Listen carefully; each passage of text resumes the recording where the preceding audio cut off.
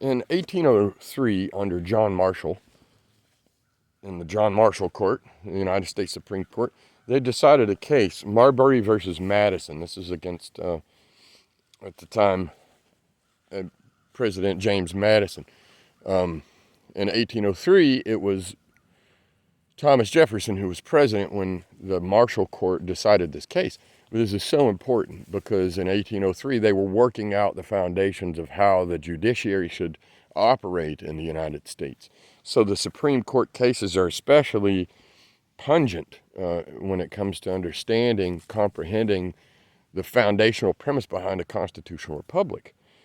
So in 1803, when John Marshall gave the opinion for Marbury versus Madison, the jurisprudence that was developed behind that, and the jurisprudence, that's a word that means the theory of law, how law is supposed to operate.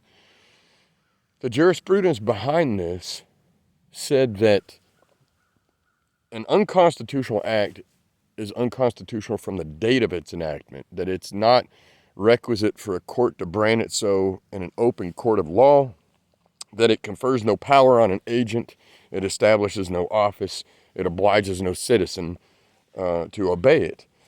So the theory behind a constitutional republic is that the Constitution is there for the citizens to read. It is the delineated powers, the delegated powers to the government and its different branches. We only have 3 branches, so all this administrative branch of the FBI, the ATF, the DEA is all completely tyrannically unconstitutional. Article 1 is all about our legislative power. Article 2 of our Constitution is about the executive power. Article 3 is about the judicial power. And then Article 4 is the relation between the states and each other, and the states and the federal union of states. And Article 5 is the amendment process. Article 6 is the oath or affirmation that the United States Constitution and only the laws that are passed in pursuance thereof. That's what John Marshall said. He said that it is the Constitution that's mentioned first in Article 6, and then only the laws passed in pursuance thereof.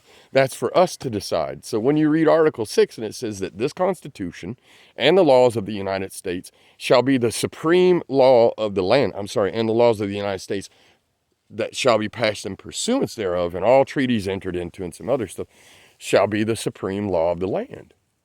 So all these other laws are subjugate. It would be asinine to think that the legislature could supersede the supreme law of the land with just a normal act without having to go before the people and have a vote by we the people through their representation and amend the Constitution, change the function of government's power, and allow the government more leeway or less leeway, like they did with the 16th Amendment.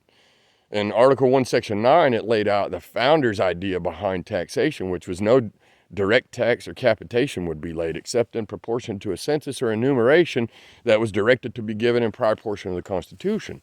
So it was up to the states to take a census or enumeration of its people, and then the federal government would say, hey, you owe us this much portion of the debt based on how many people you have in the state. They were never supposed to be given, like the 16th Amendment says, Congress shall have power to lay and collect tax from whatever source derived. That's asinine. Why would you think that people who created a government with limited powers, very express limited powers written on paper, set in stone, would want that government to use its power to fully expand its power to the nth degree? That's asinine to think that. But if you take Marbury versus Madison in 1803, and then the 1982 Senate report that was prepared with opinions from both sides of the track on this debate over the right to keep and bear arms.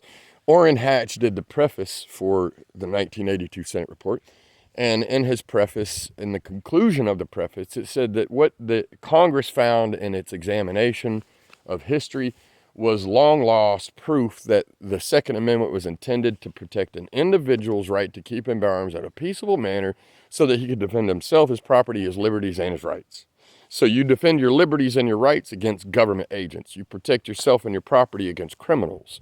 So the Second Amendment was intended for us to be able to arm ourselves and practice with those arms as the militia of we the people, unconnected to military service, because there's 2 definitive articles mentioned, or 2 definitive entities mentioned in the Constitution: the armed services, the Army and the Navy at the time, and the militia, when actually called into service. So if you read the Constitution, Article 2, Section 2, and Article 1, Section 8, where it mentions the militia inside of the articles that give government this power, the militia already exists, okay?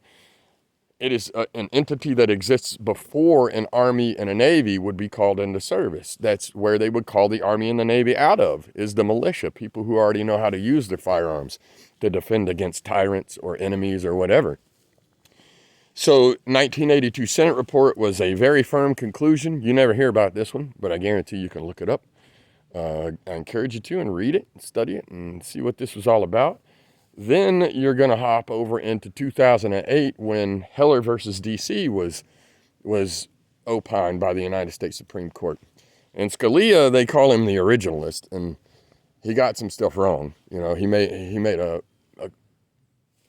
footnote. In a footnote, he said nothing in our opinion should be taken to cast doubt on our long-standing prohibitions of felons with firearms and a whole bunch of other stuff. But if you look in the founding era, you could find felony crimes that if you committed, you were either put to death or you could have 3 years imprisonment on an American warship where you had direct access to guns and cannons and pistols and gunpowder and grenades and all kinds of other stuff. Also, when you did a prison sentence and you got out back in the day, they gave you three things. They gave you a sum of money to avoid vagrancy laws.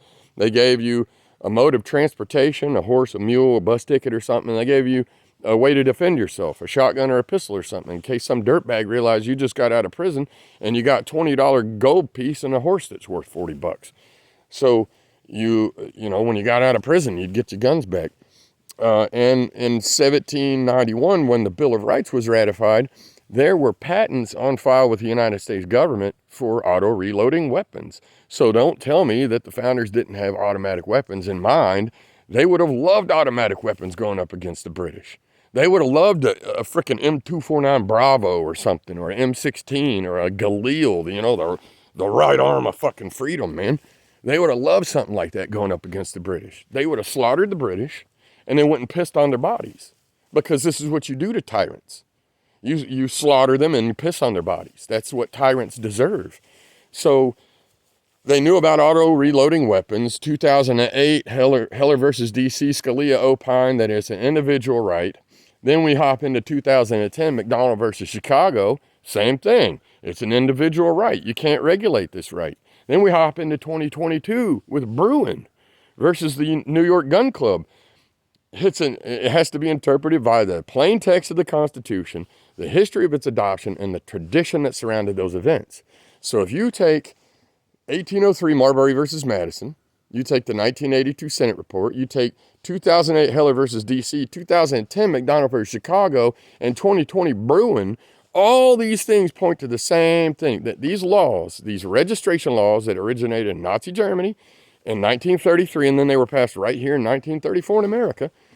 The registration laws, background check laws, Brady Bill, short barrel rifles, all this crap is completely unconstitutional. What I want to know, how many witnesses do you need from the United States Supreme Court in our history to know that these things are completely unconstitutional?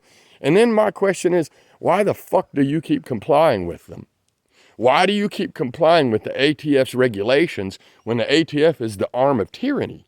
Why do you keep doing it when Marbury versus Madison, the 1982 Senate report, Heller versus D.C., McDonald versus Chicago, Bruin, how many more things do you need? Go into the Federalist Papers, the Federalist number 28. James Madison said, no, this is Alexander Hamilton, wrote that if the representatives of the people betray their constituents, and the people have no recourse of action left but to resort to that original right of self-defense, which is paramount to all positive forms of government.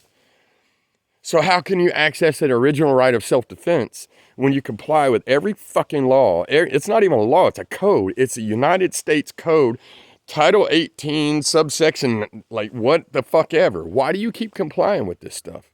You say it's unconstitutional in your videos and all this other stuff, and then when they come get you, you just put your hands up and walk out. You don't get your buddies over to your house to tell them, fuck off, like the Bundys did over that goddamn dry riverbed they were taking their cows down.